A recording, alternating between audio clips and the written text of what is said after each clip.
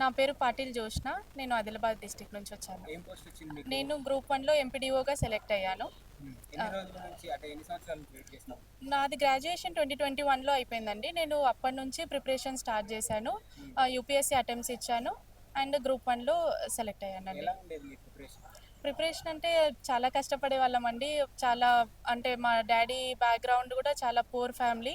But daddy forest డిపార్ట్మెంట్లో select అయ్యి daddy అందులో జాబ్ చేస్తున్నారు. సో కొంచెం డాడీ మోటివేషన్ వల్ల ఇక్కడ దాకా సెలెక్ట్ అయ్యానండి. అయితే ఈ గ్రూప్ 1 ఉద్యోగాలను చాలా వరకు ఆపడానికి ట్రై చేసినారు. అంటే ఎట్లా చేస్తారు? అది నేనేం మాట్లాడలేను.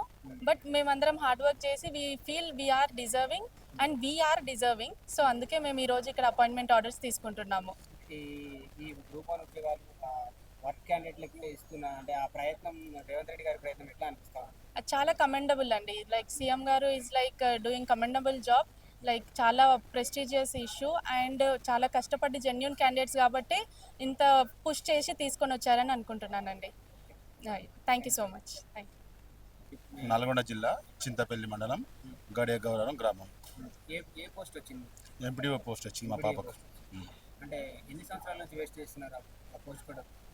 ఇక 2 years నుంచి మరి మన కేసీఆర్ ప్రభుత్వం క్యాన్సిల్ అయిన కాంచి సౌతనే ఉంది. మనకు రేవంత్ రెడ్డి సారు మంచి సహకారంతో ఇది మంచిగా మా పాపకు ఎంపీడీఓ పోస్ట్ దక్కింది. చాలా సంతోషంగా ఫీల్ అవుతున్నాం. అంటే ఎట్లా చదివేది మీ పాప? మీరు తండ్రిగా చెప్పండి, ఎట్లా చదివేది? చాలా కష్టం సార్. అది స్టఫ్ వర్కే. అది ఎంత స్టఫ్ ఉంటే అంత అలా నుంచి బయటపడే ఛాన్స్ ఉంటుంది. టైం టేబుల్ పెట్టుకొని డే నైట్ ఫ్రీ ఎప్పుడు నిద్ర వస్తే అప్పుడు చేసే పండుకోవడం లేచి చదువుకోవడం అంతే. అట్లనే చేసినాం. చాలా కష్టపడ్డది అంతే. అంటే ఈ ఉద్యోగాలను ఆపడానికి చాలా ప్రయత్నాలు చేస్తారన్న. ఇప్పుడు రానోనికి వనికైనా కడుపులో మంట ఏమంటుంది. వచ్చి ఇప్పుడు మన రాష్ట్రంలో బడ్డీ కాడితే ఇంకా గుంజాలని ట్రై చేస్తారు.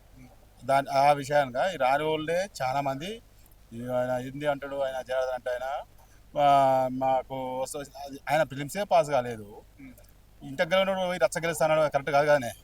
అది నా ఫీలింగ్. అంటే ఆ బాంది మాటలు పట్టుకొని ఊకుంటే మన జీవితాలు వేస్ట్ అవుతాయి. చదవండి, పిల్లలకి ఎన్నో ఒకటి ఛాన్స్ దొరుకుతుంది. చదువుకుంటానికి ఎన్నో ఒకటి దొరుకుతున్నాడు కదా.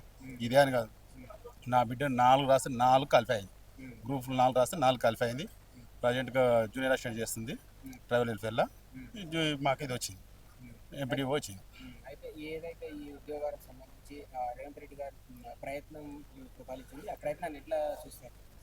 చాలా చక్కగా సార్. ఇప్పుడు సార్ ఆలోచన చేసిండు. ఏం చేసిండు? 563 పోస్టులు వాళ్ళు ఒక్కసారి రాసిన వాళ్ళు కాదు, 3 సార్లు రాసిన వాళ్ళు. వీటినే పొడిగించుకుంటూ పోతే ఎంతమంది జీవితాలు వేస్ట్ అయిపోతున్నాయి సార్. చదువుకున్నానికి తెలుస్తా విలువ. మనలాంటి నేను కూడా పెద్ద చదువుకోవాలి. నా 10th క్లాస్ ఫెయిల్ నేను. నాకు తెలియదు నా పిల్లలు బాధ నాకు తెలుసు.